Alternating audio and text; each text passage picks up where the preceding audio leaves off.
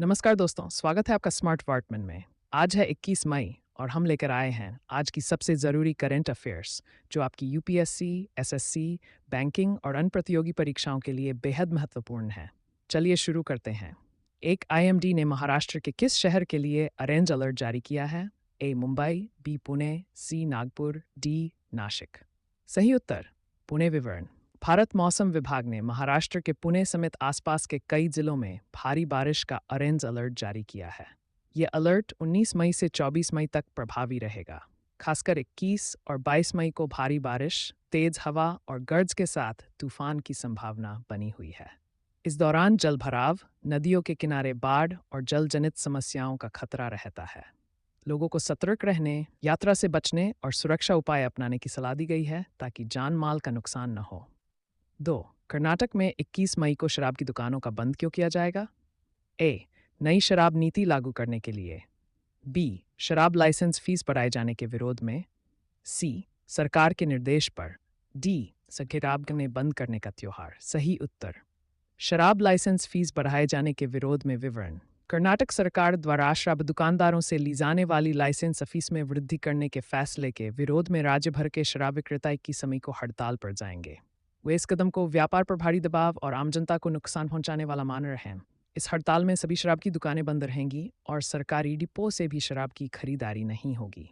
इस आंदोलन से राज्य में शराब की उपलब्धता प्रभावित होगी और सरकार पर दबाव बढ़ेगा कि वे अपनी नीति पर पुनर्विचार करें। 3. राहुल गांधी के बयान को लेकर बीजेपी ने उन्हें क्या कहा? देशभक्त, बी नायक, निशान ए पाकिस्तान, प्रधानमंत्री। सही उत्तर सी निशान ए पाकिस्तान। विवरण। कांग्रेस नेता राहुल गांधी द्वारा ऑपरेशन सिंदूर पर दिए गए विवादास्पद बयान के बाद बीजेपी ने उन पर पाकिस्तान समर्थक होने का आरोप लगाया है।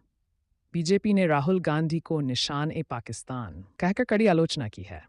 इस बयान ने दोनों पार्टियों के बीच राजनीतिक तनाव और राष्ट्रीय सुरक्षा को लेकर बहस को और बढ़ा दिया है।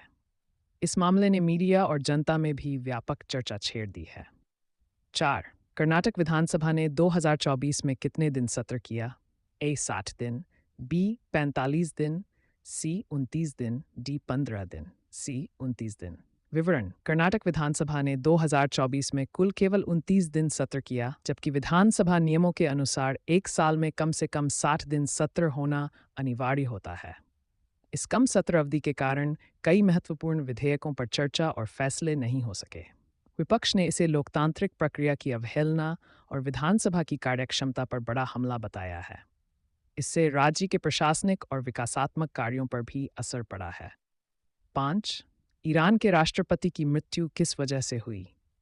ए. सड़क दुर्घटना, हेलीकॉप्टर क्रैश, सी. हृदयाघात, डी. विमान दुर्घटना। सही उत्तर बी. Helicopter crash.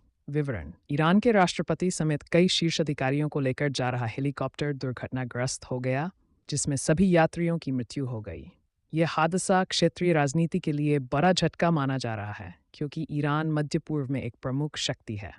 इस घटना से ईरान में शोक की लहर फैल गई है और राजनीतिक स्थिरता पर भी प्रभाव पड़ सकता है। 6. ताइवान के नए राष्ट्रपति कौन बने हैं? ए त्साई इंग-वेन, बी लई Chingte, C Xi Jinping, D माई इंग-जू।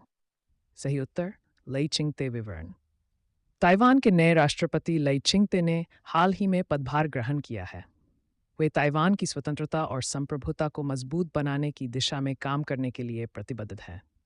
ताइवान और चीन के बीच राजनीतिक तनाव के बीच उनका नेतृत्व देश की सुरक्षा, आर्थिक विकास और वैश्विक संबंधों के लिए अहम माना जा रहा है। उनकी नीतियां ताइवान की रणनीतिक स्थिति को और मजबूत कर सकती हैं। 7. इटालियन ओपन महिला सिंगल्स का खिताब किसने जीता? A. Serena Williams, B. Aryna Sabalenka, C. Iga Swiatek, D. Maria Sharapova. सही उत्तर सी. Iga Swiatek. विवरण। पोलिश टेनिस खिलाड़ी ईगा स्विएटेक ने इटालियन ओपन महिला सिंगल्स का खिताब तीसरी बार जीता है। उन्होंने फाइनल मुकाबले में अरना साबालेंका को हराकर अपनी शानदार खेल प्रतिभा का परिचय दिया। यह जीत उनके करियर में महत्वपूर्ण उपलब्धि मानी जा रही है और उन्होंने टेनिस जगत में अपनी जगह और भी मजबूत कर ली है। 8. वित्त वर्ष 2024 में पीएसयू बैंकों में सबसे अधिक कारोबार वृद्धि किस बैंक ने दर्ज की? A. State Bank of India SBI, B. Bank of Maharashtra, C. Punjab National Bank, D. Bank of Maharashtra. दिवरन, बैंक ऑफ महाराष्ट्र ने वित्त वर्ष 2024 में सबसे अधिक कारोबार वृद्धि दर्ज की है। इस दौरान बैंक का कारोबार 15.94% बढ़ा है। यह बैंक के मजबूत प्रबंधन, बेहतर सेवा और ग्राहकों की बढ़ती संख्या को दर्शाता है।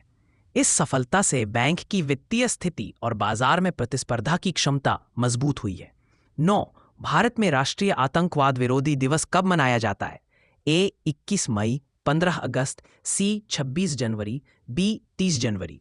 सही उत्तर ए. 21 मई। विवरण: भारत में हर वर्ष 21 मई को राष्ट्रीय आतंकवाद विरोधी दिवस मनाया जाता है। यह दिन पूर्व प्रधानमंत्री राजीव गांधी की पुण्यतिथि के रूप में मनाया जाता है, जिन्हें आतंकवादी हमले में खोया गया था। इस दिन आतंकवाद के खिलाफ एकता, शांति और सुरक्षा की भावना को बढ़ावा देने के लिए विभिन्न कार्यक्रम आयोजित किए जाते हैं। यह दिन देशवासियों को आतंकवाद से लड़ने के लिए जागरूक करता है। टेस्ट क्वेश्चन: ताइवान के नए राष्ट्रपति कौन बने हैं? A. Tsai Ingwen, B. Lai Chingte, C. Xi Jinping, D. Ma Yingjeou. इसका उत्तर को कमेंट में दीजिए। तो दोस्तों, ये थी 21 मई 2025 की सबसे महत्वपूर्ण करंट अफेयर्स। अगर आपको यह वीडियो पसंद आया हो तो लाइक कीजिए, शेयर कीजिए और करंट अफेयर्स प्लेस को सब्सक्राइब करना बिल्कुल ना भूलें। कल फिर मिलेंगे नई खबरों के साथ। धन्यवाद।